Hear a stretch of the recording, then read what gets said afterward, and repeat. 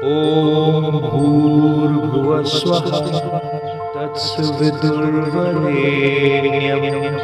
भर्गो देवस्य धीमहि धियो यो नः प्रचोदयात्।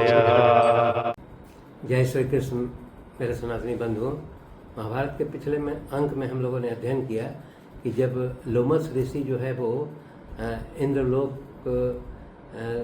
में भ्रमण करके और वहाँ अर्जुन को सुरक्षित देख करके और जब वो काम्यक वन में सभी पांडवों से मिलते हैं और उन्हें बताते हैं कि अर्जुन वहाँ सुरक्षित है और सभी अस्त्र शस्त्र का ज्ञान प्राप्त कर लिया है और वो देवताओं का कुछ कार्य है, निवात कवचों का वध करने के पश्चात वो आप लोग के पास चले आएंगे। और उन्होंने मुझे यह अनुरोध किया है कि मैं आप लोग के साथ जो है विभिन्न तीर्थ स्थलों को आपके साथ भ्रमण करूं।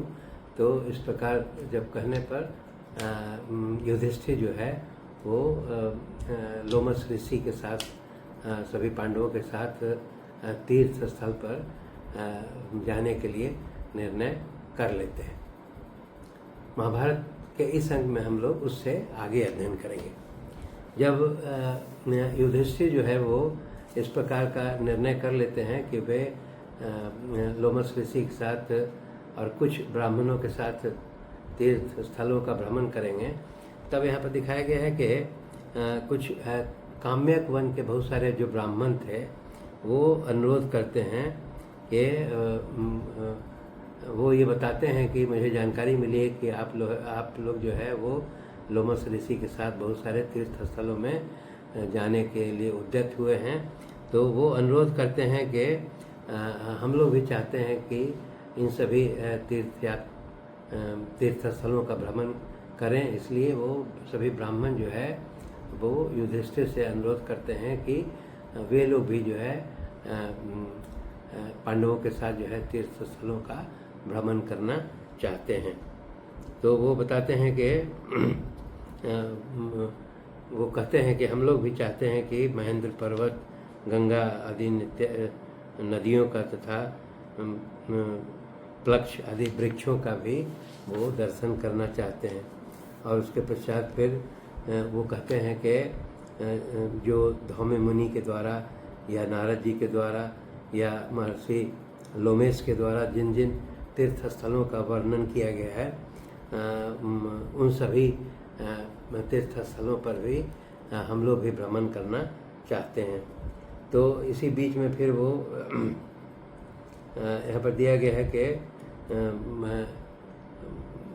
वेद व्यास पर्वत और नारद जो है वो भी काम्यक वन में आकर के और सभी पांडवों को ये सलाह देते हैं कि वो लोमस ऋषि के साथ जो है वो विभिन्न तीर्थ स्थलों का भ्रमण करें। तो उसके पश्चात जो है वो जो वहाँ स्थानीय जो काम्यक वन के ब्राह्मण थे और उसके बाद पुरोहित धौम्य तथा लोमस इत्यादि जो महर्षि थे उसके साथ युधिष्ठिर, भीम, नकुल, सहदेव और द्रौपदी ये सभी लोग मिल करके विभिन्न तीर्थ स्थलों के दर्शन के लिए काम्यक वन से प्रस्थान करते हैं। यहाँ पर दिया गया है कि वो जो प्रस्थान करते हैं उस समय मार्गशीर्ष की पूर्णिमा समाप्त हो गई थी और पुष्य नक्षत्र का आगमन हो गया था। उसी नक्षत्र में जो है उन्होंने यह तीर्थ स्थलों की यात्रा प्रारंभ की थी। तो यहाँ पर यह भी बताया गया है विशेष रूप से कि जो सूर्य देवता के द्वारा जो बटलोई जो दिया गया था वो साथ लेकर के ही सभी पांडव जो है वो तीर्थ स्थलों के भ्रमण को निकलते हैं।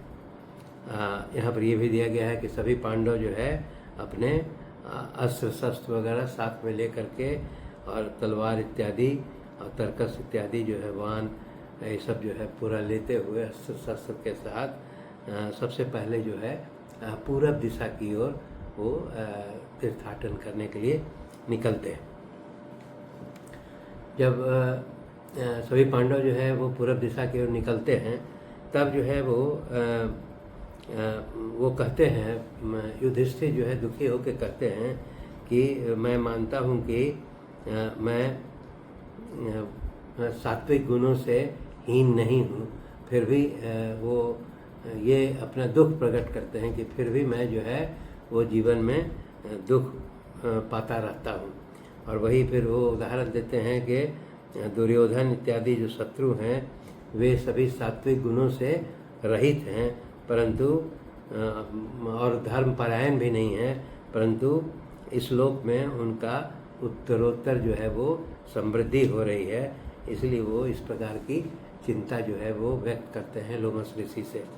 तब जो है लोमस ऋषि उनको, महर्षि लोमस समझाते हैं कि अधर्म के द्वारा जो है वो मनुष्य बढ़ सकता है, परंतु वो मनोनुकूल जो है वो सुख संपत्ति भी प्राप्त कर सकता है, परंतु और वो शत्रुओं पर विजय पा सकता है, परंतु अंत में वो पराजित होता है और वो हमेशा नष्ट हो जाता है।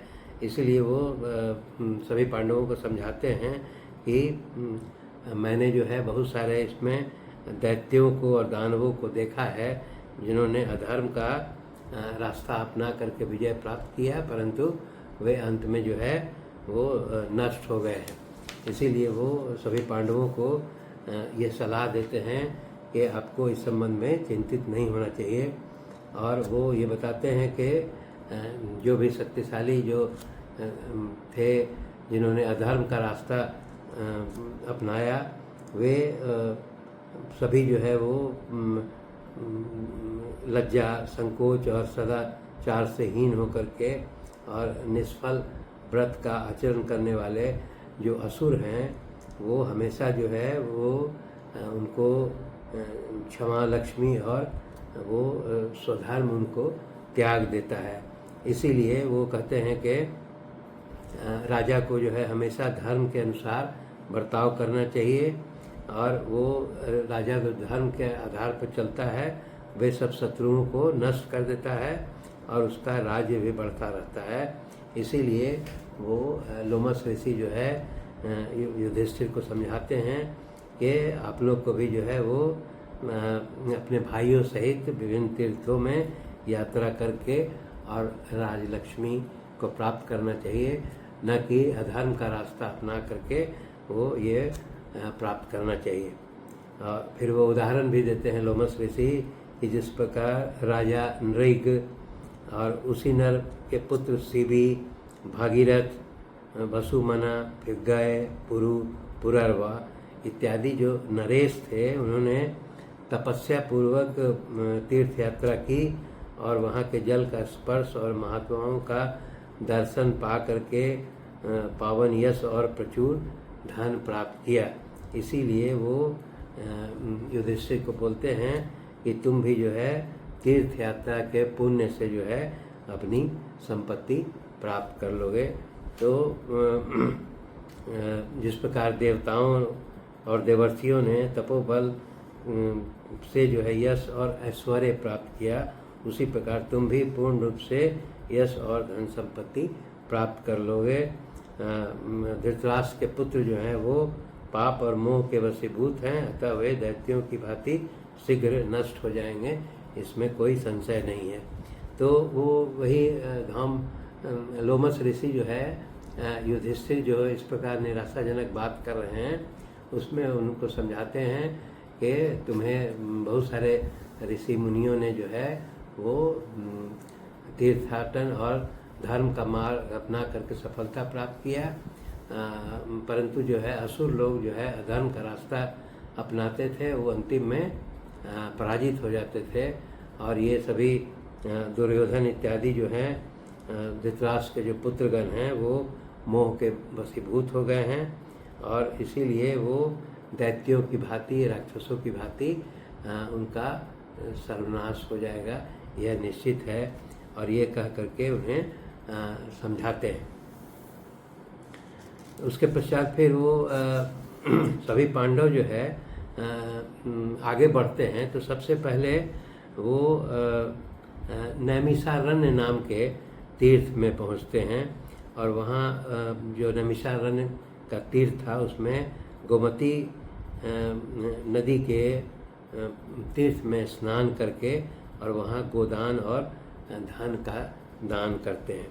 और इसके पश्चात फिर कन्या तीर्थ, अश्व तीर्थ, गो तीर्थ, कालकोटि, वृष, प्रस्थागिरी और यहाँ फिर बहुधा नदी में स्नान करना। फिर उसके बाद देवताओं की यज्ञ भूमि प्रयाग में पहुँच करके वहाँ गंगा जमुना के संगम पर भी स्नान करते हैं।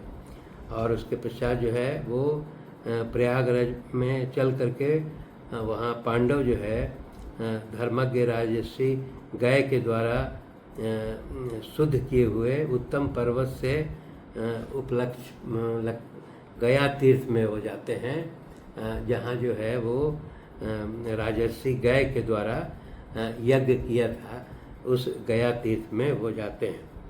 वो उस गया तीर्थ में जो है एक उत्तम ब्रह्म सरोवर है और जहाँ पर जो है अगस्त मुनि वो वैवस्वत यम से मिलने के लिए पधारते थे। ये इस प्रकार की जानकारी देते हैं। तो वो गए तीर्थ में पहुँच करके सभी पांडव जो है चातुर्मास यज्ञ जो है वो संपन्न करते हैं। और उसके पश्चात वो गए तीर्थ के बारे में लोमस मुनि जो है वो बताते हैं। तो वहाँ पर एक साथ में एक ब्राह्मण थे जिसका नाम था समट। तो समट जो है वो विस्तृत जानकारी जो है युधिष्ठिर को देते हैं कि किस प्रकार महाराज गए जो है वो उन्होंने यहाँ तपस्या किया था गया तीर्थ में। वो बताते हैं कि एक राजा थे अमूर्तया, उनका एक पुत्र था जिसका नाम था गय। वो एक बहुत प्रतापी राजा थे और वो उस राजा ने जो है बहुत भारी जो है यज्ञ संपन्न किया था। उसमें बहुत सारा अन्न खर्च हुआ था और असंख्य विभिन्न प्रकार के दान दक्षिणा भी बांटी गई थी। तो वो बताते हैं कि राजा गय ने जो है इस प्रकार वो यज्ञ किया था जिसमें वैसा कभी भी किसी राजा के द्वारा इतना दान दक्षिणा जो है वो नहीं दिया गया था। और राजा गय ने अपने भविष्य के द्वारा सभी देवताओं को पूरी तरह से तृप्त कर दिया था। तो इस प्रकार जो है वो ऋषि बताते हैं समठ नाम के ब्राह्मण कि इस गया तीर्थ में जो है राजा गय ने इस प्रकार बहुत सारा यज्ञ जो है इसी ब्रह्म सरोवर के समीप संपन्न किया था।